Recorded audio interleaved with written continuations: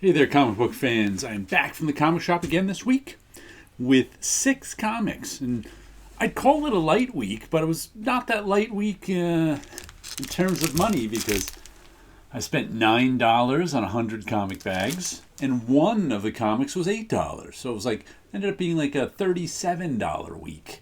But with, what is it?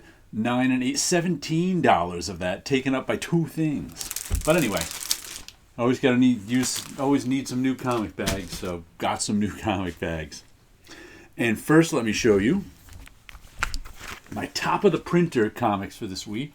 And it's funny, I didn't notice till I pulled these 2 out that they're both, we got Judge Dredd over here by Brian Boland riding on his motorcycle. I think that's even a tricycle he's on. And then we've got Amazing Man on an actual tricycle, drawn by, what's that guy's name? DeStefano and Carl Kessel on inks. I haven't read, when did this come out? April 86, the Amazing Man series. This was sort of a weird comedy series from DC in the mid-80s. And I have all the issues. I remember liking it. It's famous for, there's a Frank Miller Batman cover on this series. That's the only issue you ever see of this. But I remember liking the series. I haven't read it since the 80s, so I'm going to check it out again. And of course, classic Brian Boland Judge Dredd. So just by sheer coincidence somehow, unless it was in my subconscious, I picked 2 tricycle covers. Weird, huh? Let's see, what's our freebie for the week?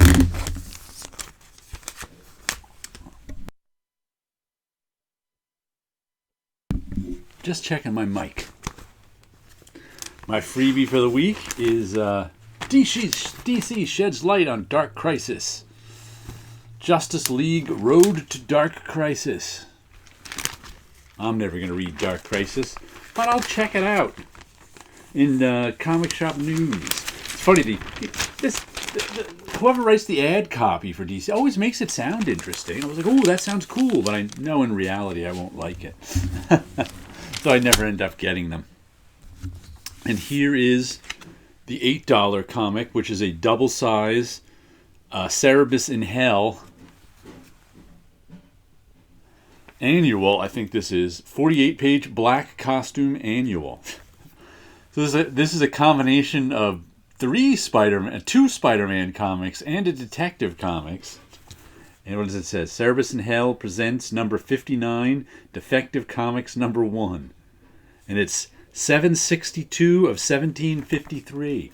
Only 1753 print run. You would think a Batman, Spider-Man cover would drive the print run up, but it didn't in this case. So, Cerebus is his collection. I think he does these as web comics, these strips. He can't draw anymore, so he does these sort of cut and paste web comics that I enjoy. Though I don't know if I need a double size $8 one. I don't enjoy it that much, but here it is anyway. It's on my pull list. Matter of fact, I have to see how many issues of this I have now. There's a lot of Cerebus in Hell. It's been coming out for years. Then we've got Nocterra, issue number 8. Scott Snyder and Tony S. Daniel. This has turned into a nice little series. Look at all those waves in it. Cheap paper, oversaturated ink. Drives me nuts. Blacktop Bill. Takes place in a world without sunlight. The sun turned black. There's still the effects of sunlight, meaning that everybody didn't freeze and die. But there's no sunlight, and the lack of sunlight turns people and animals into monsters. You have to have lights on all the time or you get turned into a monster. Lately, the whispers are getting louder. And that Blacktop, I don't even know, they're going more into sort of the world, and Blacktop Bill and these other guys who are just totally silhouettes are chasing the good guys somehow. Then what else do we have? Magic Orders, Volume 2, Issue 5. This is probably a 6-issue series. Stuart Immelman art is very nice. It's pretty much a standard Mark Miller story. Good guys versus bad guys. There's the bad Magic Order is fighting the... This is looking a little dark, the coloring in this one. The good Magic Order is fighting their bad Magic Order people. And there's all sorts of crazy magic fights going on. So, solid. Like I said, for me, Mark Miller comics are very dependent on the artist, and I like Stuart Immonen, so I'm enjoying this one. Then we've got the crazy crossover, number 12. Look at that weird thing. Turn him into a comic book guy. Oh yeah, the comic book is this is a story about how comic book heroes have somehow got over into our world. And you can tell they're from the other world because they've got the Ben-Day dots in them. Oh, and the big reveal at the end of last issue was Negan from The Walking Dead shows up, and he's in black and white. I don't know what they're going to do with him, but it's like, there's Negan. Like Madman has showed up, Savage Dragons showed up, the Powers, the two characters from Powers have showed up. So that's why it's called crossover. It's got a lot of the indie guys crossovers, and the writers have shown, like Donnie Cates, who writes the book, has shown up, and it's just nutty. It has gotten so. It kind of started out sort of straightforward, superheroes from the other dimension coming into our dimension. Now it's just gotten so nutty and in meta with the writers showing up, and it's just crazy. And I really liked Supermassive from last week, so I picked up Rogue Sun number 1, which is Supermassive was a crossover between what was it, Black? Oh, I can't even remember the name of the book I collect. What the hell's the name of that book? Radiant Black. Supermassive came out last week, double sized, one with the gatefold open that I liked, and I really thought the comic was well done.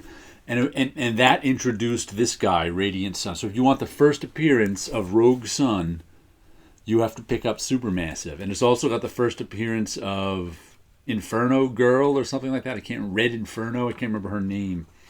But he's another superhero in the Radiant Black universe. And like I said, I really liked that Supermassive book. The art looks pretty good. So now I'm gonna give this one a read, see if it's any good. Let's see.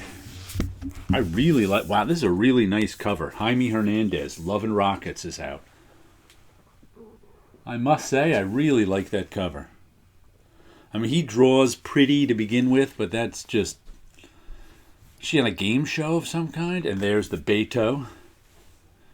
Gilbert Hernandez back cover. They switch out front cover and back cover, but wow, I really like that one. That's just the colors are nice. The drawing is nice. I'm not sure why she's got those white uncolored eyes, though. Wonder what that's about. And by matter of fact, just yesterday I reread Love and Rockets number 10, and I don't know, just because like I said, I usually read them twice before I put that away. But this only, despite the fact that it's called Love and Rockets Monthly.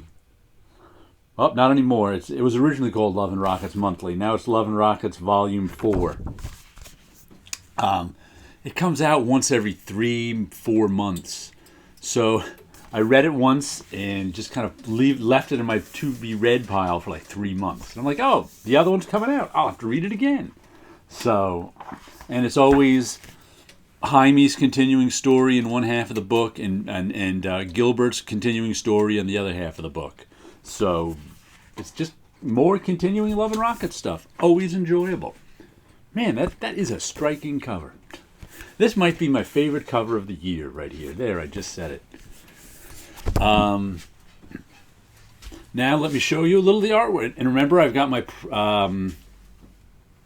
what the hell is it called? My Patreon link down below if you want to see some more of my Great Gatsby stuff I've been doing. I'll show you one piece of that here too. But I also, here's one I did a lot of Dreams of Things this week. We colored this weird one, and I just realized that this one is especially weird because I think this is one of my only Dreams of Things covers without a face in it.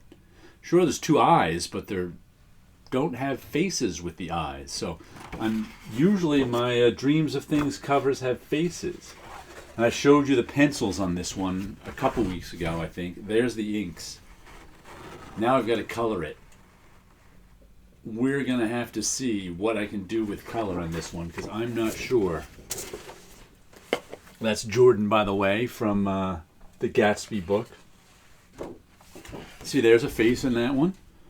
I inked this one this week, along with inking, I think it's two of them, 133 and 134. These have faces in them. How come there's no face in that one? But, you know, if you want to support my art and check out some more artwork of mine, go over to my I keep calling it Procreate. Procreate's an app that you color in. I'm a little woozy right now. Check out the link below of my Patreon, and I will catch you guys later.